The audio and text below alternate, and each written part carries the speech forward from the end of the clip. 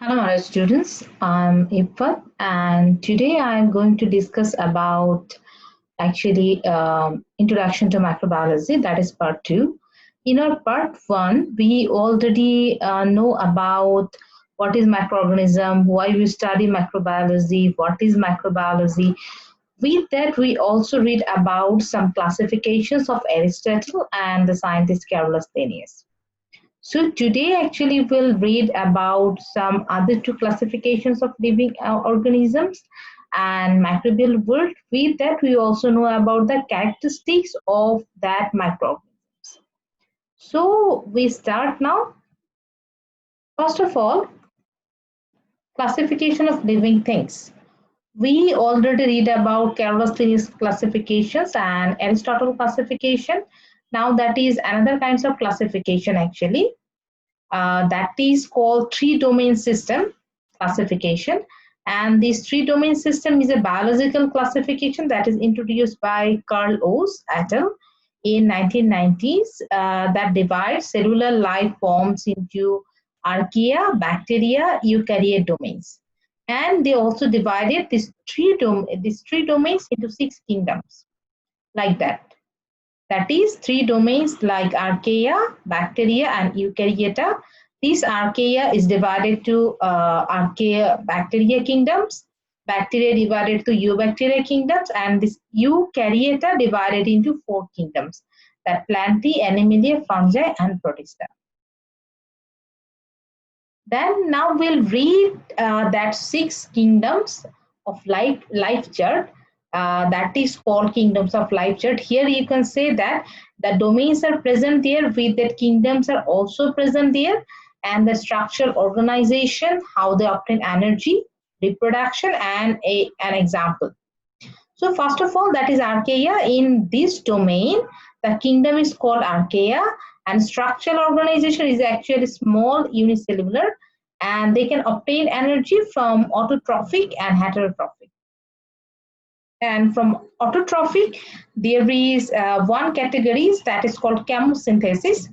That means this type of organism actually synthesize the chemicals and then gain energy. So that is autotrophic, but that is chemosynthesis. Okay, and reproduction is asexual organism, example bacteria. Second domain is bacteria and kingdom is monera, and structural organization actually it's also like archaea, small unicellular, and it's also obtain energy like that, autotrophic, that is chemosynthesis and photosynthesis. There is a variation, that means photosynthesis means some organisms of this group can synthesize the sunlight and they can gain energy. So it's called photosynthesis. And another is heterotrophic. Heterotrophic means they cannot gain energy by their own. They have to depend on others like human or like animals. Reproduction asexual and organism bacteria, blue-green algae. So for that blue-green algae organism, it's say that there is one types of obtaining energy processes, photosynthesis. Then protista, it is actually we started new domain. We already read about three domain, archaea and bacteria. Now we started our third domain, that is eukaryota. There are four kingdoms there, and their structural organization, obtaining energy, reproduction system, and example of organisms, all are different. First of all, that is protista, that is unicellular, but not that is small like before twos or last twos like archaea and monera. That is large unicellular. They can also gain energy by autotrophic and heterotrophic, but their photosynthesis as they are protista. They're asexual, and organism like protozoa, some algae, amoeba, and mostly actually aquatic organisms are just present in this group. And then second kingdom is fungi, that is multicellular specialized cell, that is the structural organization, that is our unicellular structure is finished here. Now multicellular options is started, that is the other three kingdoms are all are multicellular. That is first of all fungi, that is multicellular specialized cell. Then they obtain energy by heterotrophic, and the reproduction is both can be sexual and sexual. Then organisms, example like mushroom, mold, yeast, all of the organisms will be present in this kingdom. And then plantae actually that is multicellular specialist cell again, that is always autotrophic and they can gain energy from photosynthesis, and reproduction is asexual and sexual, example like moss, fern, like that.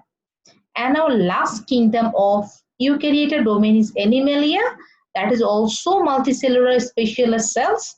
They obtain energy heterotropic and reproduction like sexual. They only can reproduce by sexually, and organism like human, different kinds of mammals, animals, birds, all of the living things will be in this group.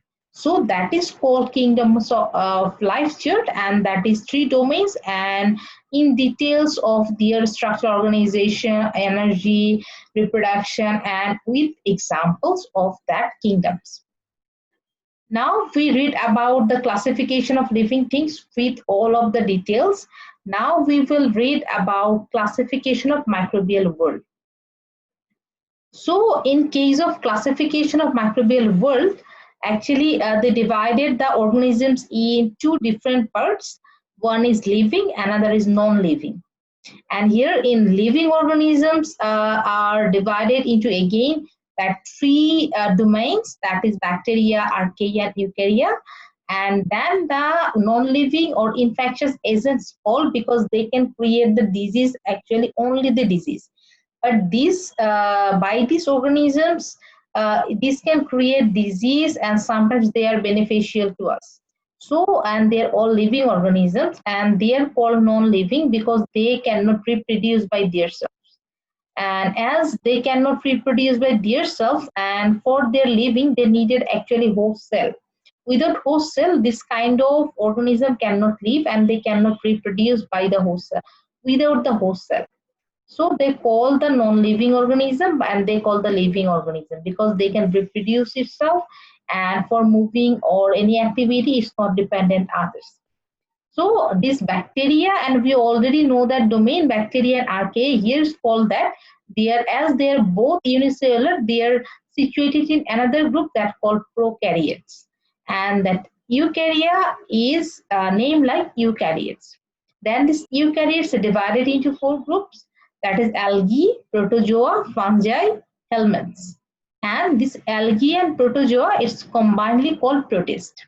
Okay, so there is a difference with the kingdoms of life chart, and you have to just identify that difference. That is your task.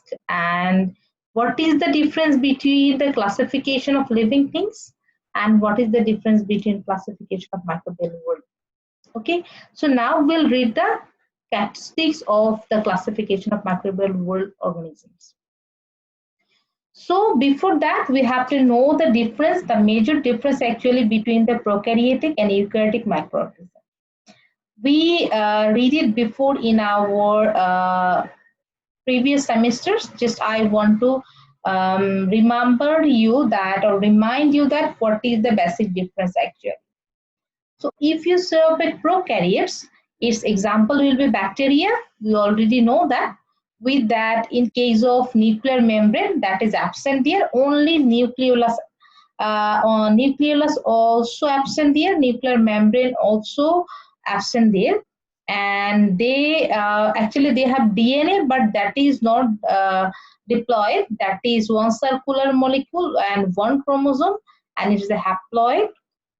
One copy of gene, that in these prokaryotes, never plasma membrane contain the sterols, and reproduction is mainly by simple binary fission. It's not always, but mostly they follow that simply binary fission. But other reproduction is also present there. Okay, like different asexual, or it's an asexual procedure, but sometimes prokaryotes also reproduce sexually. And that is eukaryotes. The example of that, algae, fungi, protozoa, plants and animals, and it's a membrane-bound nucleus containing DNA. And here the DNA was one circular molecule, one chromosome, But here the DNA is linear molecules arranged to form several chromosomes. Here haploid, one copy of a gene, but there is a diploid gene. That is two copies of gene. And plasma membrane always contains sterols. And reproduction is meiosis and mitosis. And here always presence of membrane bound organelles such as chloroplast and mitochondria is present. But in prokaryotes, these such type of organisms are not present. So that is actually that are the major differences between prokaryote and eukaryote microorganisms. So now we already read about the classification of living things with their life chart, and we also know about some basic classification of microbial world, and we also know about the difference between prokaryote and eukaryotic microorganisms. Now we will read about the characteristics of the microbial world organisms. So first of all, types of prokaryotes, that is bacteria. So what will be its characteristics? That is, it's a prokaryotes. With that, it has peptidoglycan cell wall, asexual or binary fission, and utilize organic or inorganic chemicals, or sometimes it can use photosynthesis to obtain the energy. Then archaea, it is also prokaryotic. Its lack of peptidoglycan cell, which was present in bacteria. It's live in extreme environment, but bacteria can't. Then the reproduction is asexual. And it's always autotrophic, mostly. Actually, we already read about the kingdoms of life chart, that is autotrophic and heterotrophic, but it mostly autotrophic because it can live in extreme environment. Now our eukaryotes will be started. That is first of all protozoa, that is unicellular eukaryote. Then it absorbs or ingests organic chemicals, and it always use pseudopores or cilia or flagella for moving. Okay, that means it has some these kinds of extra organelles that they can move. An example is amoeba, like that. Second one is algae, that is unicellular or multicellular eukaryote. It has cellular cell walls, and it can gain energy through photosynthesis. Another one is it can produce molecular and organic compounds. That is the characteristics of two types of eukaryotes. Then our another eukaryote, that is fungi, and it's the eukaryotes, you already know that. And now that is chitin cell walls. There is chitin cell walls, but in case of algae, we have read that there was cellulose cell wall. In case of bacteria, there was peptidoglycan cell wall. And it can use organic chemicals for energy. And molds and mushrooms are mostly multicellular, and they also consist of mycelia. So here another organism, that is only organism that is yeast, that is unicellular. So you can see that fungi are unicellular and also multicellular. As only yeast are unicellular, there somewhere for you can say that just some 2 slides or 3 slides before we read that fungi are multicellular, because yeast are only one unicellular. Others all microorganisms are just present in this group are multicellular. So what is mycelium actually? That is called the mycelium. That is actually different kinds of you can root-like material that present is fungus or filamentous materials, or that is called mycelia. And when that filaments just attach together, that called hyphae. Okay, it's a special characteristics of fungi, and by these we can just differentiate fungi from other organisms. Okay, because if that is a fungi, it must have the root-like materials that we call the hyphae. And then helminths, it is actually a parasites, that is multicellular parasites. You can give example like flatworms and roundworms. So that was our eukaryote and prokaryote organism, and that was our living organism. Now our infectious agent and non-living organism will be started. That is how we will read about the virus. So the characteristics of virus like that, it's too small to be observed with light microscope, and it consists of DNA or RNA code. That means any one, either DNA or either RNA will be present in the virus. Never both of the things are present in the virus. And this core is surrounded by a protein core, and this protein core will be enclosed in a lipid envelope. And viruses only replicate when they are living in host cell. Without host cell, they cannot replicate. Okay, that is a picture of virus. You know it. What is the figure of that? That you have read it in your HSC.